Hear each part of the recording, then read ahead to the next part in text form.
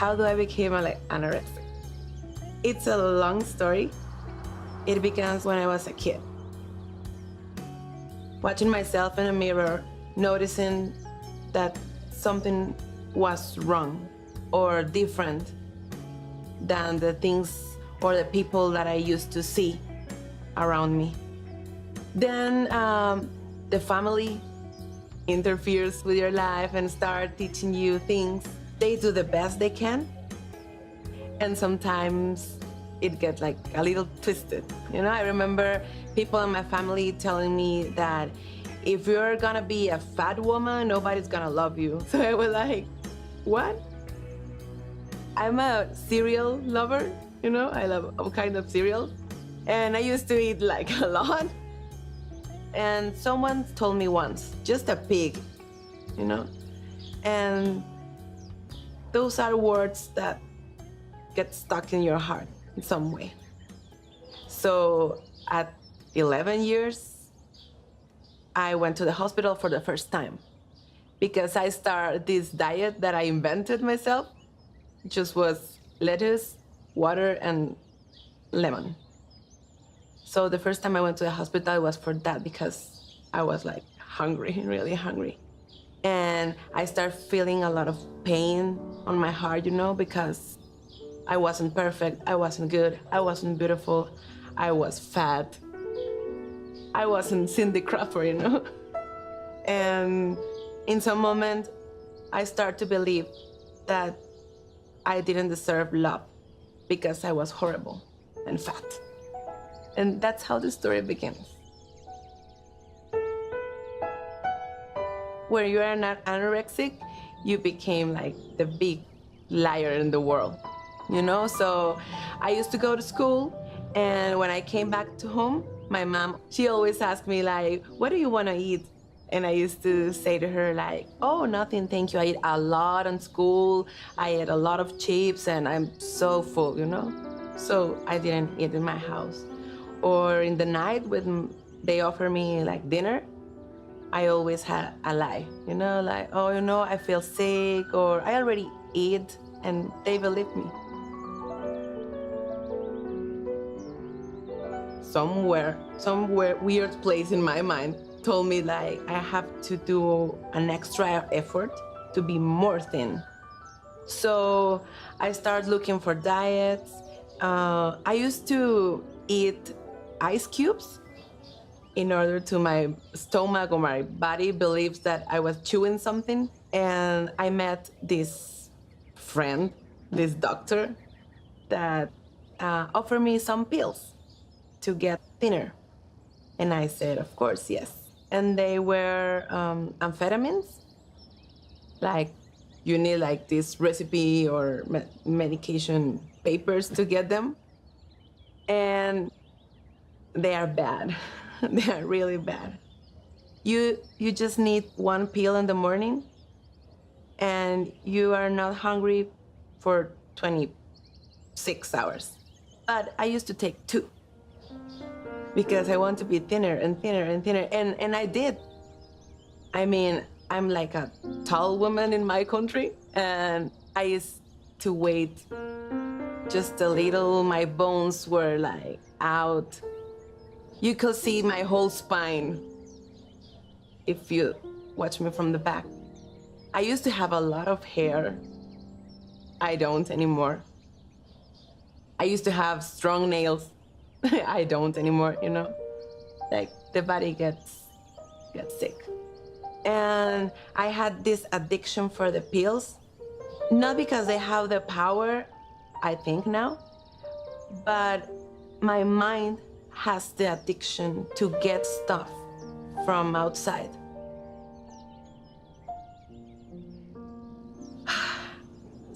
In some moment, something in my heart made a I don't know what it was, because I used to have people around me all the time telling me like, you're gonna die and you're wrong, you're sick, blah, blah, blah. And I kind of appreciate them because I wanted attention, you know? So the more sick I got, the more attention I used to get too. So attention for me in that moment was kind of love from whoever or whatever. I just want to feel love. And I decided by myself to go to psychologist, and the first thing they told me is like, you're gonna have to live with this forever. There's no cure for anorexia. You have nervous anorexia. And I said, no, I don't have that. I just want love, you know? And I realized the psychologist can't give me or couldn't give me the love that I needed. So I started drinking a lot with my friends, partying a lot. And I realized alcohol or friends couldn't give me the love that I was dying for, literally dying for. And I started shopping like a crazy woman too. But again, I realized that wasn't the kind of love that I was looking for. So I met this guy, a friend of mine, and we started dating. And I was so in love that I promised to him that I was never gonna use the pills again. But I lied to him because I got into the pills again. So one time he got to take me to the hospital. And when I woke up, he told me like, you're the most amazing, beautiful woman I ever met, and I want to spend the rest of the time with you, but I don't want to carry you on. I don't want to push you. I don't want you to be an object for me. I want you to be my soulmate or my partner forever. And then I realized like, Ishani, what are you doing? Like you're about to lose the love of your life because you think you're fat. So I decided to stop. And a few months later, someone appeared in my job and invited me to a course or something. She didn't explain to me a lot. She told me, oh, this is like a meditation and they have techniques. You should go. And I said, okay. And we went. My boyfriend, which is my husband now, we went to the course and I saw this woman older than me. And I saw her eyes and I saw the peace. And I felt an amazing quality of love. And I turned to my husband and told him, I don't know about anything. I don't know nothing. I just want that. And that's how the happy ending begins. With how it's gonna be. And I realized that I wasn't sick. I wasn't broken. Everything was fine with me. I just grabbed an idea from the outside world that told me that there was something wrong with me. And I believed that idea, and I put all my attention there. All my thoughts, all my feelings, all my emotions, everything was focused on that single harmless thought.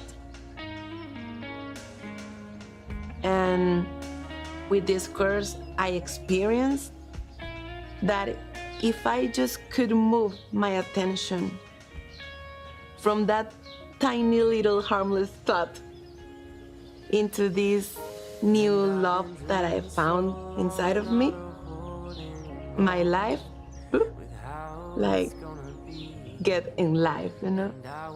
I used to think that I had like these 7 million thoughts about how wrong was I.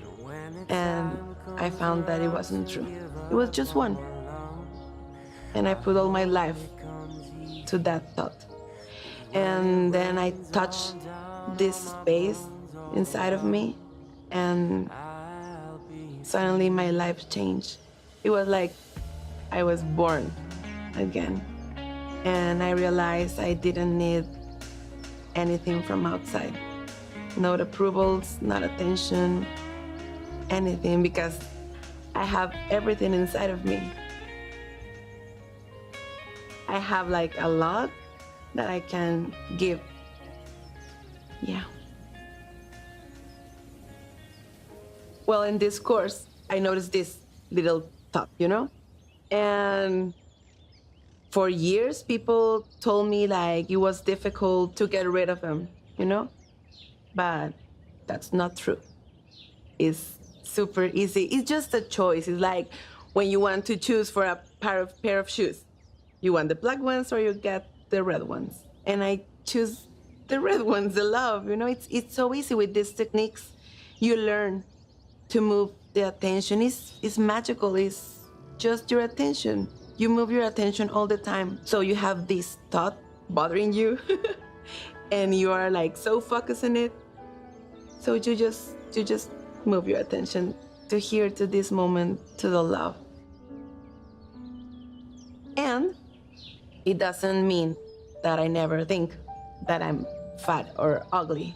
Like the thoughts are around me, but I have the freedom to decide if I want to put my attention on the thought or in the love that I love so much to experience. We all have this amazing love and peace and freedom inside. We just have to turn our attention inward. Mm-hmm.